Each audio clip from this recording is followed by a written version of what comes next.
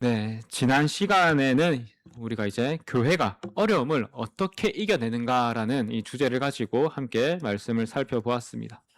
교회가 어려움을 이겨낼 수 있는 그 방법은 다른 것이 아니라 함께에 있었습니다. 함께. 함께 하나님께 나아가고 함께 하나님의 약속을 붙들며 서로를 돌봄으로써 어려움을 이겨낼 수 있다라고 했습니다. 그리고 말씀의 마지막에 이런 표현이 있었습니다. 히브리서의 말씀 10장 24절이었죠. 그날이 가까움을 볼수록 더 그리하자라고 했습니다. 그날이 점점 가까우면 가까울수록 우리가 더욱더 힘써서 함께 하나님께 나아가야 하고 하나님 약속을 붙들며 서로를 돌봐야 한다라는 것입니다. 여기에서 말하는 그날은 다른 것이 아니라 예수님께서 다시 오시는 바로 그날입니다. 그래서 교회는 반드시 올 그날을 기다립니다. 자, 그렇다면 교회는 이 주의 날, 다시 주님께서 오신 그날을 어떻게 기다려야 할까요? 첫 번째로 교회는 깨어서 그 주의 날을 기다립니다. 우리가 읽었던 본문 1절과 2절 말씀을 우리 다시 한번 읽어보겠습니다. 함께 읽겠습니다. 시작! 형제들아, 때와 시기에 관하여는 너에게 쓸 것이 없음은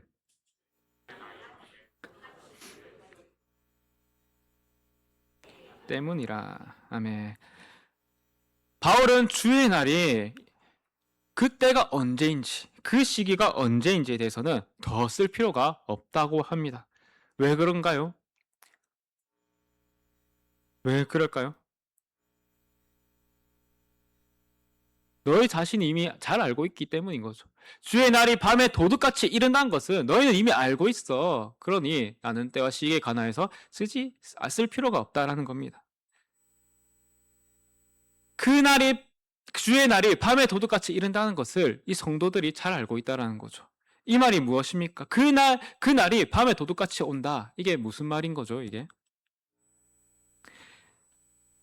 도둑이 온다는 것은, 밤에 온다는 것은 이 도둑이 언제 올 것인지 우리에게 말해주지 않는다라는 것입니다. 어떤 도둑이 내가 오늘 밤 당신이 자고 있을 때 제가 당신 집을 털겠습니다. 미리 예고하고 있는 도둑이 있을까요? 아무도 깨어있지 않는 그 밤에 찾아와서 몰래 물건들을 훔쳐가는 것이 도둑입니다. 도둑들의 문제는 그들이 언제 올 것인지를 우리에게 미리 말해주지 않는다라는 것이지요. 그러니 도둑이 온다는 것은 굉장히 두려운 일입니다. 마찬가지로 예수님께서 다시 오실 그날이 밤에 도둑과 같이 임한다는데 굉장히 두렵다라는 것입니다. 또 3절에 보니까 이런 표현이 있습니다. 그들이 평안하다, 안전하다 할 때, 그때 임신한 여자에게 해산의 고통이 이른과 같이 이른다라고 합니다. 얼마 전 제 아내가 이제 출산을 했습니다. 이제 임신을 했고 이제 해산할 때가 되어서 이 진통이 찾아왔는데 이게 알면서도 굉장히 무서운 거더라고요. 진통이 오고 있고 이제 더 심해질 걸 압니다. 그런데도 두렵습니다. 왜냐하면 그 고통이 어마어마하다는 걸 알기 때문이죠.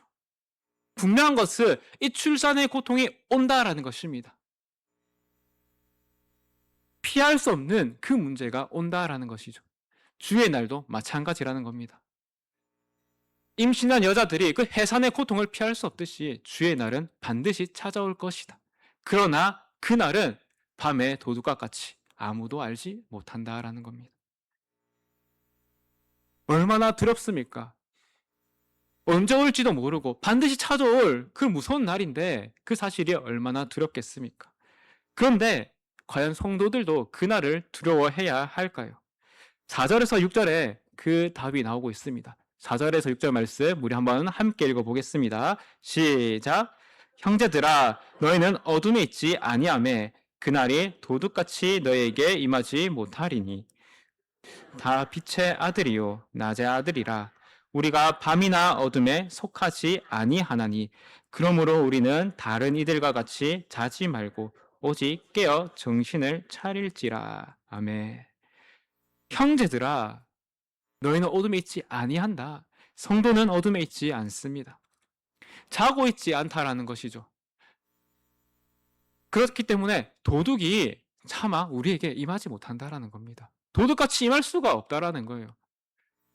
그렇다고 해서 그날이 오지 않는다. 이것은 아닙니다. 분명히 그날은 올 것입니다. 하지만 적어도 우리는 도둑이 오는 것을 두려워하는 마음을 가지고 있는 것이 아니라 우리는 그날을 두려워하지 않는다라는 거예요. 도둑은 어둠과 같이 모두가 방심한 그때 갑자기 들이닥칩니다. 그러나 우리는 어둠이 아니라 빛에 있다고 합니다. 그러니 우리는 당하지 않는다라는 거죠. 모두가 자고 있을 때 도둑이 오면 두렵고 갑자기 놀랄 것인데 우리는 그렇지 않다라는 것입니다. 분명 그날은 올 것입니다. 하지만 빛 가운데 있는 우리는 그날을 대비할 수 있습니다. 그러니 우리는 전혀 두렵지 않습니다. 이처럼 교회는 빛의 자녀이기 때문에 어둠에 속하지 않고 깨어 살아갑니다. 하나님께서 우리를 그리스도 안에서 자기 백성으로 빛의 자녀로 삼으셨습니다. 그러니까 이제 다른 이들과 같이 자고 있는 상태가 아니라 우리는 깨어 있어야 합니다. 예수님께서도 이런 말씀을 하셨습니다. 마태복음 24장에 보면 이런 말씀이 있습니다. 우리 함께 한번 읽어보겠습니다. 시작. 생각하지 않은 날 알지 못하는 시각에 그 종의 주인이 이르러 엄히 때리고 외식하는 자가 받는 벌에 처하리니. 거기서 아멘. 예수님께서 언제 올지 모릅니다. 하지만 그때 깨어있지 않고 자기 멋대로 산다면 그러면 벌에 처하게 됩니다. 그 심판이 굉장히 두려운 심판이 된다라는 것이죠. 그러므로 성경에서 깨어있으라는 것은 그날이 언제 올지 몰라가지고 뭐 전전긍긍하며 그날이 언제 올까 두려워하고 있어라. 그런 말이 아닙니다. 그 날짜를 모르기 때문에 언제든지 주님을 맞을 준비를 해라는 것입니다. 만약 예수님께서 정확히 10년 뒤에 이 시간 10년 뒤에 온다면 사람들은 어떻게 하겠습니까? 9년 동안은 마음대로 살고 1년 동안만 바짝 준비해가지고 예수님 보시기에 부끄럽지 않은 것처럼 그렇게 당당히 있을 것입니다. 그러나 예수님은 그 시간을 알려주지 않으셨습니다. 왜냐하면 하나님께서 원하시는 것은 날짜를 알아서 그 시간만 준비하는 것이 아니라 항상 주님 앞에서 살아가는 사람이 되기를 원하시기 때문인 거죠. 우리가 구원받은 백성으로 산다고 했을 때 죽기 직전에 예수님 믿는다 해서 끝나는 것이 아니라 우리의 전 생애가 구원받은 자로서의 사는 것과 마찬가지입니다. 사랑하는 성도 여러분, 그렇기 때문에 우리는 매일매일 내가 과연 깨어 있는가, 내가 혹시 영적으로 잠자고 있지 않는가를 늘 점검해야 합니다. 행여 지금 우리의 상태가 영적으로 잠들어 있는 그 어둠의 상태에 있지는 않습니까? 예수님께서 다시 오신다는 그 사실을 잊은 채 그 도둑같이 임한다고 하는데도 불구하고 우리는 여전히 잠을 청하고 있지는 않습니까? 세상이 말하는 평안과 안전 속에서 그 예수님의 재림을 잊지는 않고 있습니까? 지금 우리의 현 상황이 굉장히 편안하고 굉장히 안전하다 해가지고 주의 날이 오지 않는다는 것은 아닙니다. 내가 돈을 벌고 자녀를 이렇게 잘 키우고 또 집을 마련하고 건강을 챙기는 것이 참 중요합니다. 그러나 그러한 세상의 것들이 전부라면 전부인 것처럼 살아간다면 우리는 영적으로 잠들어 있는 것과 같습니다. 그것도 중요하지만 더 중요한 것은 날마다 하나님 앞에서 바른 삶을 살고 있어야 한다는 거죠. 예수님께서 다시 오신다는 그 사실을 믿으며 늘 깨어 있어야 한다는 겁니다. 교회는 예수님께서 언제 다시 오실까 이거를 생각하는 것이 아니라 예수님께서 나중에 오시겠지라며 현재의 삶에서 안주하는 것이 아니라 교회는 주님이 반드시 오실 것을 믿기 때문에 그날이 오늘일지 내일일지 더하여서 내가 죽고 나서일지는 알지 못하지만 언젠간 오시기 때문에 내가 그날을 지금도 준비합니다. 내가 그날을 지금도 깨어서 준비하고 있습니다. 이러한 상태가 되어야 합니다. 매일매일 자신의 영적 상태를 점검하며 늘 깨어있는 저 여러분이 되었으면 좋겠습니다. 두 번째로 교회는 믿음과 사랑 그리고 소망으로 주의 날을 기다립니다. 8절 말씀을 우리 한번 함께 읽어보겠습니다. 시작. 우리는 낮에 속하였으니 정신을 차리고 믿음과 사랑의 호심경을 붙이고 구원의 소망의 투구를 쓰자. 아멘. 바울은 지금 보니까 마치 무장한 군인처럼 묘사를 하고 있습니다. 주님의 날을 기다리는 교회는 아무 준비 없이 그냥 그저 삶을 살아가는 사람들이 아닙니다. 믿음과 사랑의 호신경을 붙이고 구원의 소망을 투구를 쓴 사람이 바로 교회입니다. 주님이 다시 올 그날을 기다린 교회의 모습이 이렇다라는 거죠. 구체적으로 이게 무슨 말일까요? 깨어있는 삶은 다른 것이 아니라 믿음과 사랑과 소망으로 중무장하고 있어야 한다라는 것입니다. 예수님이 다시 오시는 그날을 준비하는 것은 특별하고 신비한 방법이 따로 있는 것이 아닙니다. 하나님의 약속을 믿고 그리고 하나님의 사랑을 붙들면서 구원을 소망하며 살아가는 것이 바로 예수님이 다시 오심을 준비하며 깨어 있는 것입니다. 자, 그렇다면 여기서 우리가 질문이 하나 생깁니다. 우리는 어떻게 끝까지 깨어 있을 수 있을까요? 믿음도 좋고 사랑도 좋고 소망도 좋습니다. 물론 다 좋은 것입니다.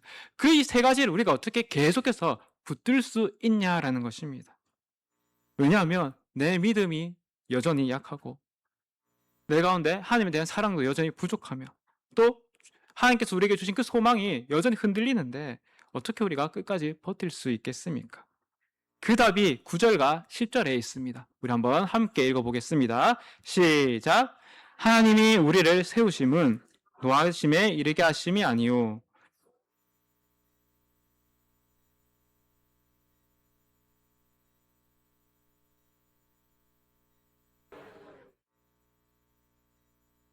함께 살게 하려 하셨느니라. 아멘. 답은 오직 우리 주 예수 그리스도께 있습니다. 하나님께서는 자기 백성을 진노에 이르도록 정하신 것이 아니라 예수 그리스도로 말미암아 구원을 받게 하셨습니다. 그러니까 우리가 이 예수 그리스도로 말미암아서 깨어 있을 수 있다는 것입니다. 10절 말씀을 좀 주목했으면 좋겠습니다. 예수께서 우리를 위해 죽으사 우리로 하여금 깨어 있든지 자든지 자기와 함께 살게 하려 하셨다라고 기록하고 있습니다. 예수님께서 다시 오실 때 살아있는 성도든 이미 죽은 성도든 모두 그리스도와 함께 살게 됩니다. 이것이 우리에게 가장 큰 소망이 된다라는 것이지요. 데살로니가 성도들이 가졌던 가장 큰 걱정 중 하나가 무엇이냐면 예수님께서 오시기 전에 만약 내가 죽으면 어떻게 되냐라는 것입니다. 이에 대해서 바울은 분명하게 답을 하고 있습니다. 예수님께서 다시 오실 때 살아있는 성도들이 좀 더 유리하다. 아니면 이미 죽은 성도는 불리하다. 이런 것이 아니라 예수님께서 우리를 죽으신 그 목적, 예수님께서 오신 그 목적은 결국 우리가 주님과 함께 살게 하기 위함이다라는 것이죠. 우리의 가장 큰 소망은 예수님과 함께 사는 것입니다. 예수님께서 그것을 이루기 위해서 우리를 대신하여 죽으셨다라고 얘기하고 있다는 거죠. 그래서 우리는 이 구원에 대한 믿음을 가질 수 있고 하나님의 사랑을 붙들 수 있고 구원에 대한 이 소망을 계속해서 확신할 수 있다는 것입니다. 왜냐하면 예수님께서 이미 죽으심으로 그것을 할 수 있도록 이미 이루셨다라는 겁니다. 사랑하는 성도 여러분, 예수님의 다시 오심을 기다리는 우리의 삶에는 분명히 믿음이 있고요. 사랑이 있고 소망이 있습니다. 예수님께서 분명 다시 오시기 때문에 우리가 가지는 오늘의 믿음이 굉장히 중요합니다. 또 오늘의 사랑이 굉장히 또 중요합니다. 또 오늘 우리가 가져야 할 소망이 굉장히 중요합니다. 그러나 이 중요한 이 모든 것들이 바로 우리를 대신해 죽으신 예수님이 계시기 때문에 우리가 그 모든 것을 붙들며 오늘도 깨어있을 수 있습니다. 예수 그리스도 말미암아서 너희와 항상 함께하겠다는 그 약속이 이미 현실이 되었다고요. 그러니까 우리는 주님의 날을 계속해서 깨어서 기다릴 수 있다라는 것입니다. 예수 그리스도로 말미암아 오늘은 우리는 그 주님의 날을 기다리며 살아가게 됩니다. 마지막으로 교회는 서로를 세우면서 주의 날을 기다립니다. 우리 11절 말씀 한번 함께 읽어보겠습니다. 시작. 그러므로 피차 권면하고 서로 덕을 세우기를 너희가 하는 것 같이 하라. 아멘. 세 번역을 보면 이 말씀이 조금 더 직관적입니다. 우리 한번 함께 읽어보겠습니다. 시작. 그러므로 여러분은 지금도 그렇게 하는 것 같이 서로 격려하고 서로 덕을 세우십시오. 아멘. 서로 격려하라. 서로 덕을 세워라. 여기서 우리는 재림을 기다리는 굉장히 중요한 원리를 하나 발견하게 됩니다. 예수님이 다시 오심을 기다리는 것은 혼자 하는 일이 아니라는 것이죠. 함께 기다리고요. 또 함께 덕을 세우며 하나 되어야 한다라는 것입니다. 그날이 가까워지면 가까워질수록 교회 성도들이 해야 할 일은 서로 더 가까이 다가갈 수 있어야 한다라는 것입니다. 왜 그럴까요? 왜 성경에서는 교회를 두고 왜 계속 서로 사랑하고 서로 하나 되고 서로 연합해라고 얘기하고 있을까요?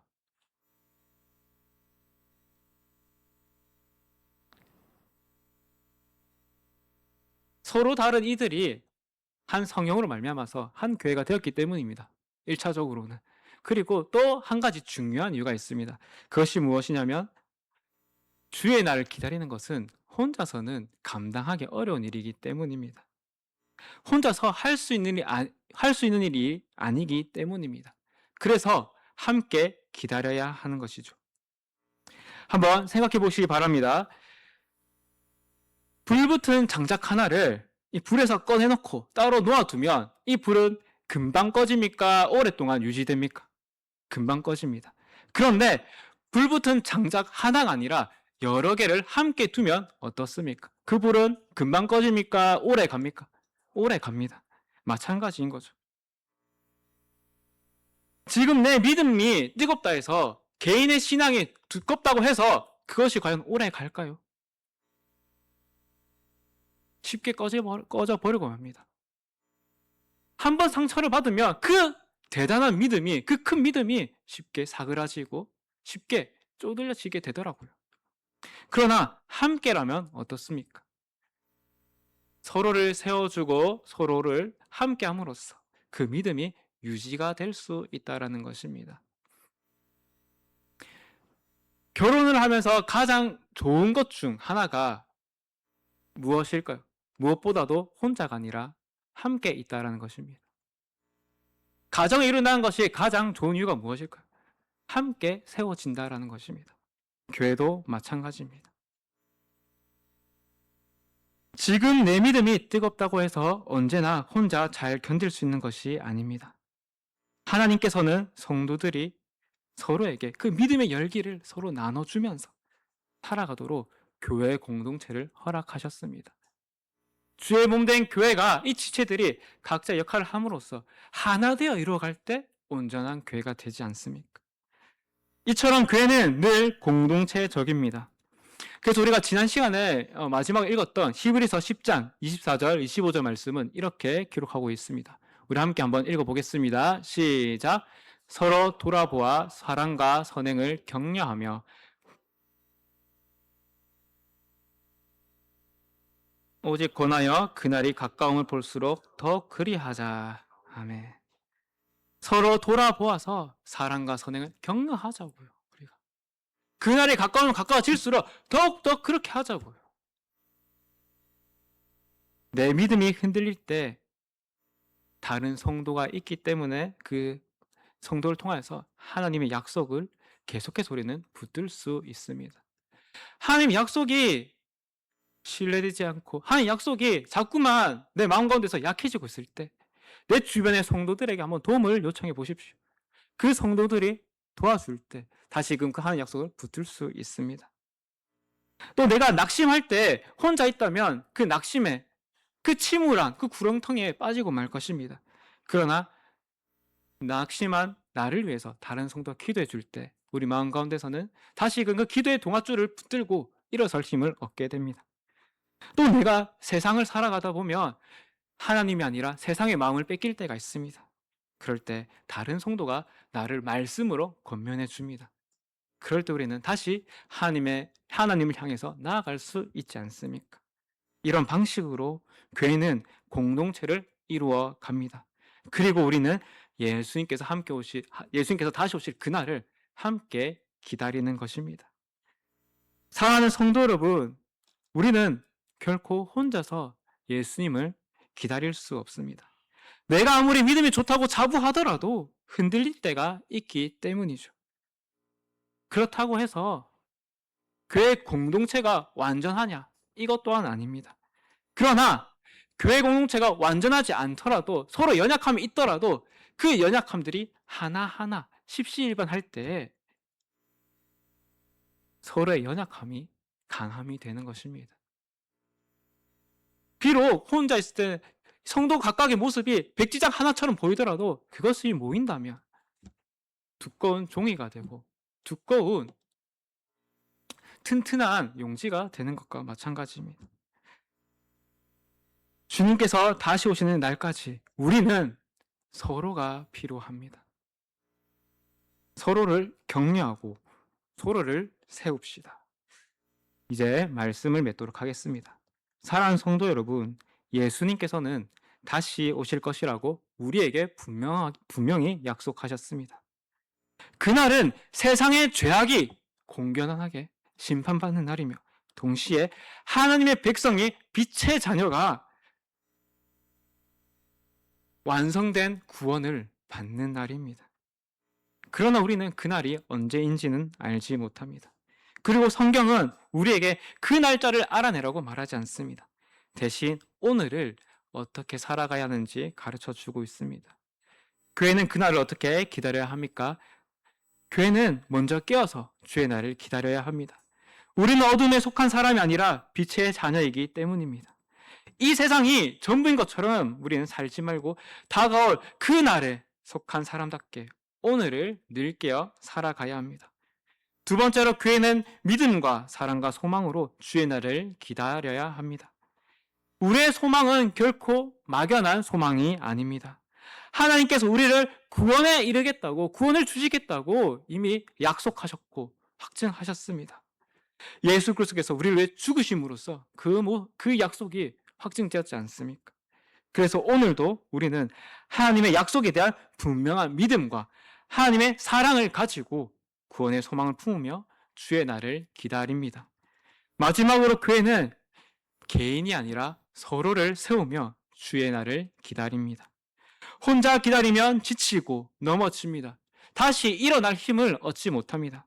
그러나 하나님께서는 교회 공동체를 허락하셔서 서로를 위로하고 권면하고 붙들어 주어 함께 주의 날을 기다리게 하셨습니다.